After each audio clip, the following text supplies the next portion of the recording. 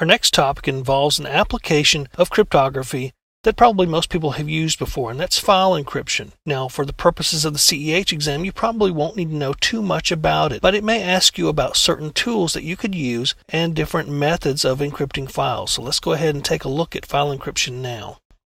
Now, individual files and folders on an operating system, on a file system, can be encrypted on the host to prevent access to any sensitive files you might have on any shared computers. In other words, if more than one person uses a computer, you might want to encrypt certain files or folders. And by and large, you can encrypt a file by itself. You can also encrypt a folder by itself and all of the files inside it.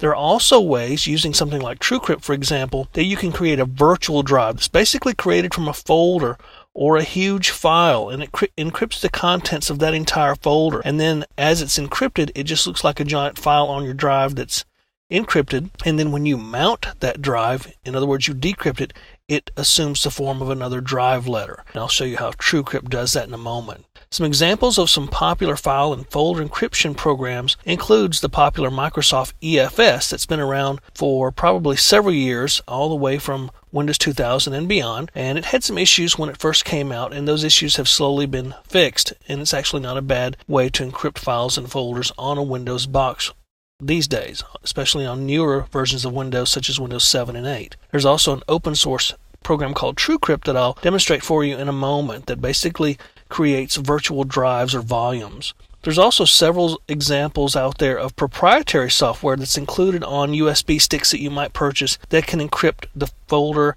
and file contents on a USB stick itself. So let's go ahead and take a look at TrueCrypt, and I'll give you an example of how it can create an encrypted volume on your file system to encrypt certain files and folders. Now, TrueCrypt basically is open source software. It's free, and you can download it and create an encrypted volume. The first thing you want to do is decide what drive letter you want it to be, because that drive letter will show up when it's decrypted. Again, it'll show up as another drive letter, although it's typically a huge encrypted file container on your file system. So let's say we want it to be the M drive, and we'll create this volume here. And it's going to give us several options. Create an encrypted file container, which is the most common option. Encrypt a non-system partition or drive, or encrypt the entire system partition or the entire system drive. Now, we're not going to do that, but TrueCrypt gives you those options. And you can encrypt an entire partition or drive as long as it's not bootable. You can even create one that is bootable. However, using this option, you'll typically have to have something like a USB key that you can stick into the computer when it boots in order to provide a password or private key to decrypt the hard drive. And if you don't have this USB key available, it won't decrypt. We're going to stick with the basics here, create an encrypted file container, and click Next. And you can have a standard TrueCrypt volume, which basically is a normal TrueCrypt volume encrypted file container, and then you can have a hidden one. And this hidden one basically is kind of double encryption. You create your TrueCrypt volume, and you provide a password for it, and if someone forces you to, you give them the password to that volume. But what they don't know is inside that there's also another hidden TrueCrypt volume that's there. So basically you're giving them what they want, but what they don't know is that there's another volume there inside, and TrueCrypt can do that for you. And you can select a file, a container, or so forth to create a volume out of. So we can select this file, and then we can go to, say, Documents, for example, and select something like the VTC CEH folder, or we can even create a new one. Let's create a new folder, and we're going to say TC for TrueCrypt. We're going to say OK for that, and then we're going to come down here and select it.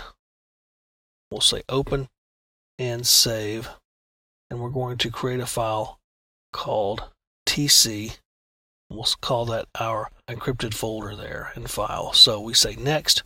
We can select an algorithm, and you can select from many of them. I'm going to select AES because it's very strong. You can also select certain hash algorithms. I'm going to go with 512. It's stronger.